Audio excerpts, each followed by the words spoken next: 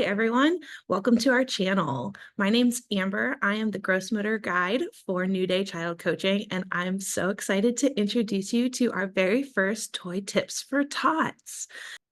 We have a really fun and a really simple toy to introduce you to today. So keep watching to learn all about Ark Therapeutics flutes. Welcome to our toy tips for Tots. Today, we're going to talk about Ark Therapeutics flutes. So Rachel, Yeah. what can you tell us about this? Well, first of all, I want to just break it down. There are four main things that we're going to talk about today, and one of them is breath control. The other is lip closure, cheek tension, and then tongue retraction. And if you can imagine, all those things are targeted with that one simple toy. It's So, just a tiny Amber, little piece of plastic. yeah. Yeah. Model making a sound, please. Okay. I'll have to do it a little quiet because I've got a sleeping kiddo next door, but we'll see what we can do. Well, It can get a lot louder than that, I promise. well, and we didn't hear anything. But what we did Oh, see, what we saw your lips closing around the flute. And so very important about that, if you think about it, is lip closure is essential for feeding safety. It's also really important for making sounds.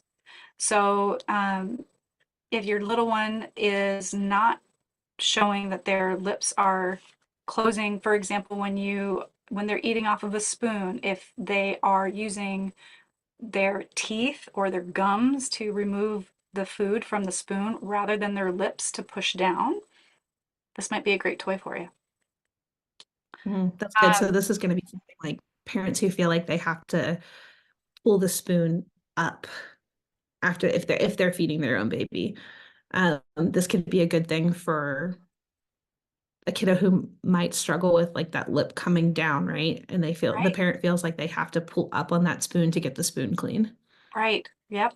And so if you are parent feeding, just try to keep that spoon neutral and try to see if your child's lips will come and close down around it. But this toy is a great one to work on that lip closure so that if you don't have a tight lip seal around it, it's not going to be effective in making a nice loud sound. Um, the other thing we want to talk about too is eventually, right? So infants and toddlers cannot blow balloons, but something like blowing a balloon, you need lip closure to be able to do. So Show let me us, go ahead. Amber. Yeah. All right. Let me get it ready.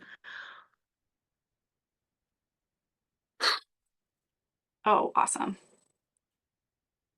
So I don't know how to that let this out. requires that requires so much force to do. And the other thing that the flute will help with is that cheek tension so that your cheeks can have that stability to push the air through without your cheeks blowing up like Louis Armstrong. Because if your cheeks blow up, it's much Oh, harder. yeah, Doesn't it hurt? that's a lot harder to do. It's a lot Yeah, harder to do. and it hurts. Did it hurt your cheeks? I don't think so, but let me try it again. Okay. I don't know how many times I'm going to blow up this balloon. It kind of like it feels like a hamstring stretch, like it's uncomfortable, like a hamstring stretch, but in my cheeks. Yeah, I don't have very strong cheek muscles. I should have been using the flute when I was a toddler. And my cheeks hurt, like they push out so much, and I don't have enough control to bring them tightly enough to actually blow a balloon. So I can't blow a balloon. Um, yeah. So let's unpack breath support. I'm gonna let you lead this one, Amber. Yeah. So the system that's in place for us to be able to breathe and to control our breathing out is really complex, and has a lot to do with pressure regulating. So you have two different cavities in your abdominal spaces. You have your thoracic cavity, which is your chest, where your lungs and your heart are. Then you have your diaphragm, which is directly below your rib cage. Then you have your abdominal cavity, which is where all of your like visceral organs, your stomach, your intestines, your liver, all of those organs are. And it's really important that the systems stay regulated. And then the top, you've got the top, which is the glottis, which Rachel knows a whole lot more about than I do because I'm not a speech therapist. And then you have the pelvic floor, which is your bottom. And what happens with breath control is if you've got a hole anywhere within that system. So if you've got a weak glottis at the top, if you've got weak core muscles, whether that's abdominals or back muscles or side muscles, or if you have a weak or not intact pelvic floor, then you're going to have a really hard time managing your pressures and managing your breath control. So you could be breathing with muscles that aren't necessarily meant to breathe with, like your shoulder shrug muscles. So if you're breathing and you're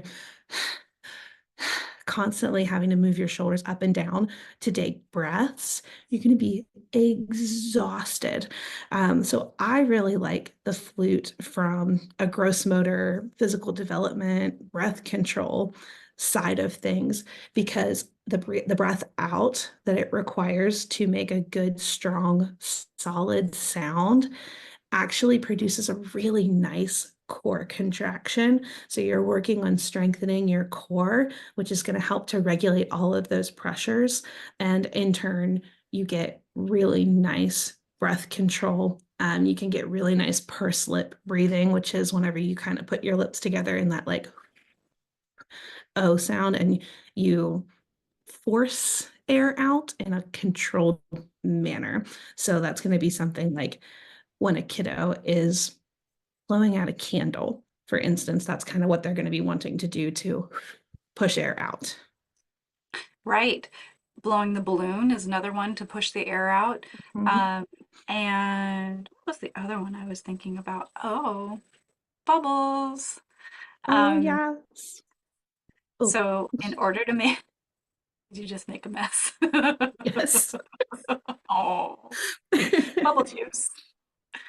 In order to make bubbles, you've got to have good breath support. Um, the other thing too is breath support is essential for vocal volume. So if your breath Mm, support is not controlled well, or you just have weak breath support, you're going to be really quiet because you just don't have the ability to project with a nice loud vocal volume. Because this is where you want to start to talk on the top of your breath, so that you have the most support as you move through the breath as you're communicating. The other thing to think about too is breath support so important even for feeding, right? So if we don't have good breath support and we're trying to chew a steak, as adults, um, man, you could end up inhaling pieces of it because you're not managing your breath well because you're needing to take a gasp in as you're expending all that energy to chew. mm. So there's just so many levels of importance for breath support. Let's see. And the other one is the tongue retraction. So in order to use that flute, your tongue retracts backward. And why is that important? Well, if we again talk about articulation, and for example, like the sound R, your tongue has to come back pretty far and bunch up in order to really make that sound um, accurately. That's really interesting. So, like, you wouldn't, if your tongue can't go back into, like, further into your mouth, right? You wouldn't be a very good pirate because you wouldn't be able to go, "Arr." You'd be a really cute little pirate. That's But so yeah, funny. But yeah, and that's something I didn't even think about, right? Because it's just second nature for me to just like put this between my lips and blow out. I didn't even think like if I put my tongue in the resting position, which is in the roof of your mouth, correct? Like your tongue should sit and rest in the roof of your mouth. So I put it there, the tip rests at the roof of your mouth. Yep. mhm, and I tried to, I can't even do it because it just is such an instinct to pull that tongue back. Yeah, but if I don't move like my tongue, the sound doesn't come out as strong. And it's like I'm kind of licking the end of the flute, so that's kind of gross too. So yeah, that's not even something that I considered when using a little toy like this.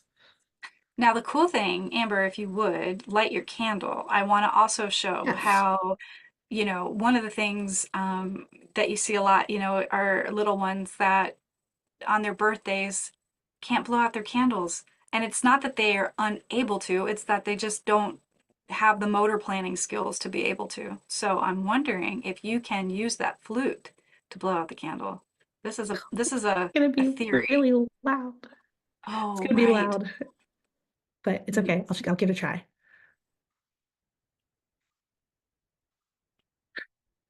A No. really strong Okay. candle. I could do it if I could do it if I could be loud, but I don't want to wake up my Okay. sleeping kiddo. No, of course not. Yeah. But the fact that you can blow it out shows you that not only do you have all of it combined. So, hooray. Yes. Don't play with fire at home, kids. This is strictly for demonstration only. And don't make loud noises if your little one's sleeping. That's the other piece. Or do, because you could get them used to it. Right. Isn't that the truth? Yeah. Yeah. All right. Well, if you Do we guys have have any anything else? questions, just if anybody's got any questions about it, let us know. And Yeah. let us know if this was Let's helpful. go If you ahead. want us to do. So if you guys have any questions about anything that we've shared with you today, or comments, or if you've even found this helpful, this toy tips for tots little blurb that we put together, let us know in the comments. Thank you. Yeah. And don't forget to subscribe, and all of the information on where to find Ark Therapeutics flutes and how to order them are going to be in the description below. Thanks so much for joining us for that video. We hope that you learned something about the Ark Therapeutic flute, and we would love if you would give us a subscribe so that you can continue to learn more from us. Again, thanks for joining us, and we'll see you next time.